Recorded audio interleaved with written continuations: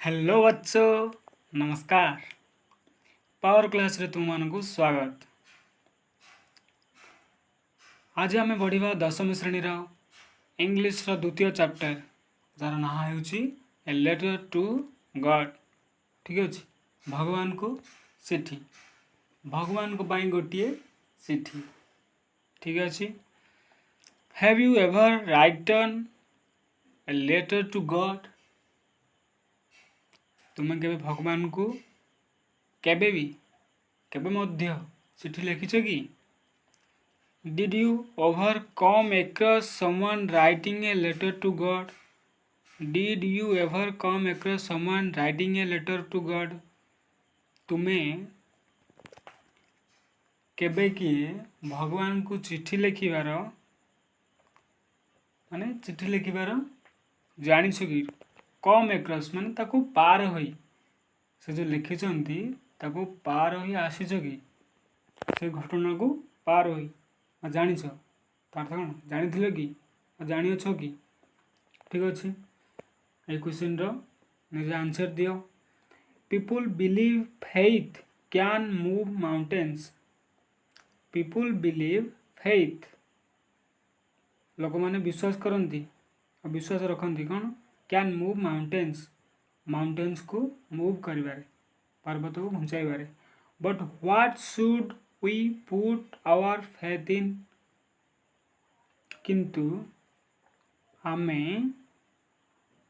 But what should we put our faith in? What should we put our faith in? आमे केउंथिरे आम विश्वास रखिबा ढालिबा उचित। ठीक अछि। This is the question this story delicately poses. ठीक अछि। या कौन होची यही स्टोरी जे लेटर टू गॉड के लिखिछंती? जी.एल. फ्वेंस। ठीक अछि। विश्वास ए चैप्टर कौन हुए? विश्वास द्वारा कौन होई पारे बा कौन करा जाई पारे। But what should we put our faith in? This is the question this story delicately poses. Delicately माने सूक्ष्म भाव। ठीक अछि। Lencho is a farmer. देखो ये चैप्टर रे कौन अच्छी ता संक्षेप रे लिखा जाइछि। लेंचो इज ए फार्मर, जड़े कृषक अच्छी ए स्टोरी रे के लिखिछंती? जी.एल. फ्वेंटेस लिखिछंती। और लेंचो कौन? लेंचो जड़े कृषक हु राइट्स, जी लिखे, who writes a letter to God. कहा को लेटर लिखे? गॉड को। कहीं लिखे? Asking for a sum of money, किसी टंका पाई से लिखे पचारे। व्हेन हिज क्रॉप्स फेल, केते बेले ना जेते बेले ता शस्य विफल हो जाए। तार अर्थ कौन? शस्य लगाई ता होई नथिबो, कौन कौन सी प्रॉब्लम होइतिबो देखिबा। Does Lencho's letter reach God?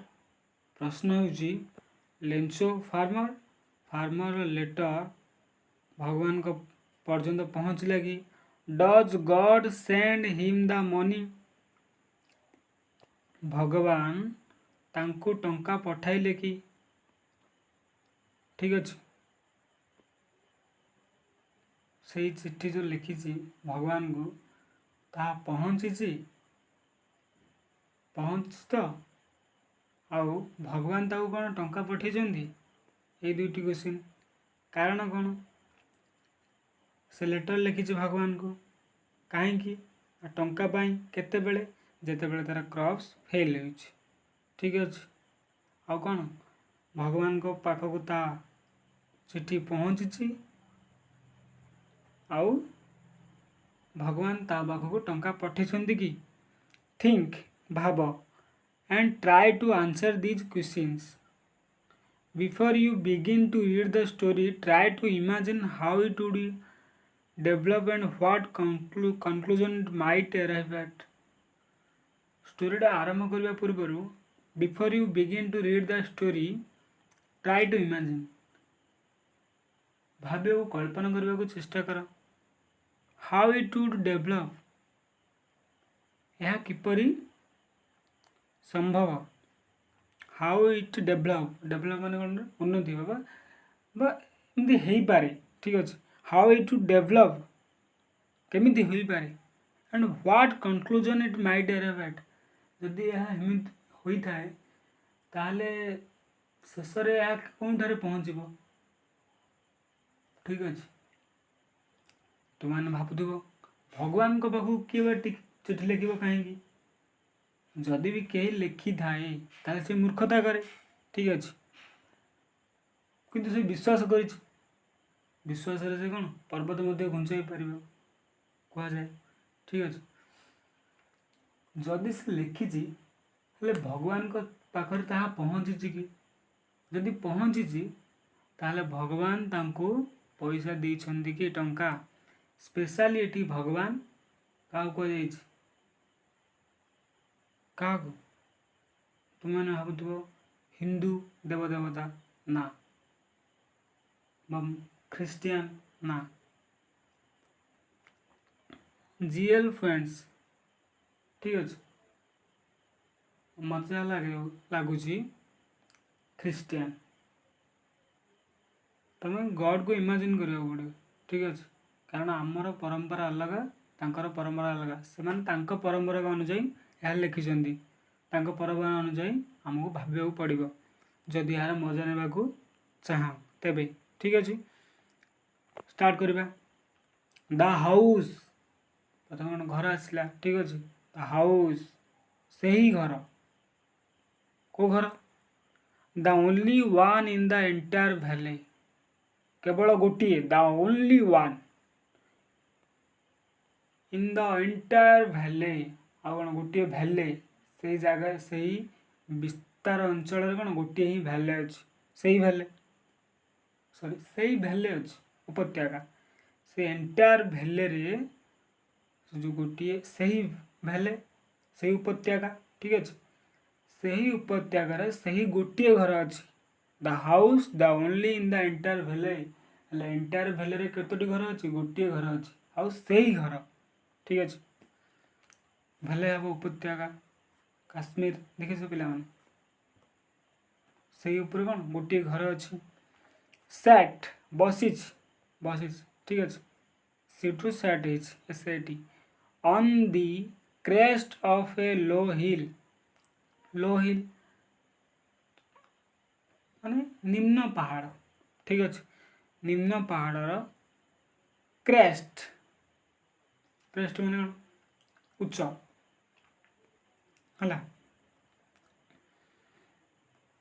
पहाड़ देखिच से पहाड़ ना क्रेस्ट ऊपर अंश ठीक अच्छे पहाड़ केमती तल ऊपर ढेउ भली सही ऊपर अच्छे क्रेस्ट अर्थ ऊपर लो हिल ठीक अच्छे से गोटे घर अच्छे फ्रॉम दिस हाइट आउ से हाइट रू from this height which height से घर जो अच्छे ठीक अच्छे से घर अच्छी सेठारू फ्रॉम दिस हाइट से ही उच्चतारू one would see the river जड़े रिवर देखी पारिबो ठीक अच्छे देखी पारे and the field of ripe and the ठीक अच्छे and the field of ripe corn आउ कौन देखी पारे पाचिला शस्यर पड़िया ठीक अच्छे dotted with the flowers that always promised a good harvest corn ठीक अच्छे कॉर्न कौन मक्का ठीक अच्छे dotted with the flowers गुड़ाक से पड़ियार कॉर्न फील्ड रे बिछाई हुई रही डटेड विथ माने बिछाई हुई रहा ठीक अच्छे विथ द फ्लावर्स क्या द्वारा बिछाई हुई रही ना फ्लावर्स द्वारा दैट ऑलवेज से पड़िया दैट माने से पड़िया से मक्का चाष ठीक अच्छे दैट ऑलवेज प्रमिस्ड और से पड़िया सतक जपरी प्रमिश कर ठीक अच्छे माने हब ही हब एते फूल आसछि promise that always promised a good harvest आ सते जमी कौन चाहिए बा कौन हेबाकू माने जना जाए सते जे प्रॉमिस कर जाए माने हब ही हब ए वर्ष सफल अमल भल अमल हब that always promised a good harvest जदि मक्कार फ्लावर आसी फल निश्चित हम ठीक अच्छे फुल माने प्रति वर्ष ता ठीक होता है आसी थाए dotted with flowers that always सब बेले सदा सर्वदा promised good harvest the only thing the earth needed was a downpour or at least A shower किंतु गोटे जिन दरकार द ओनली थिंग गोटे जिन दरकार केवल गोटे जिन कौन द अर्थ नीडेड माटी अर्थ रे कौन कौन जाए पहाड़ पर्वत झरणा जहाँ अच्छे सब अर्थ ना नहीं अर्थ रहा माने सब अर्थ सब जिन तुम पहाड़ को अर्थ रु अलग भावनी ठीक अच्छे अर्थ अर्थ पृथ्वी the only thing the earth needed earth से माटी कौन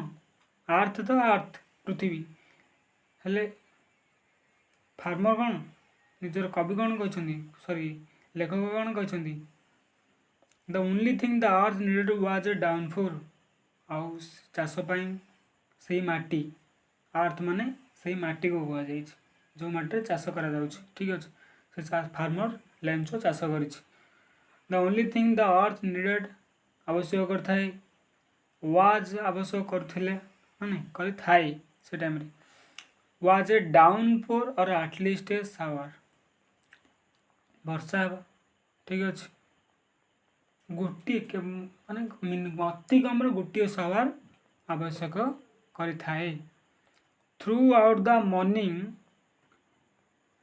सकाळ सारा थ्रू आउट माने सारा the morning लेंसो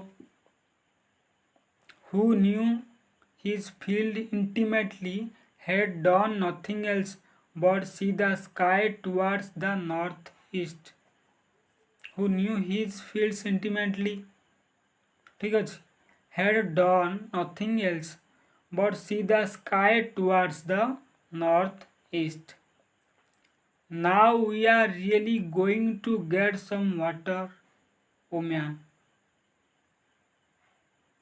now we are really going to get some water the woman who was preparing supper replied yes god willing Lencho कौन कही आमे सतरे वाटर आवश्यक now we are really going to get some water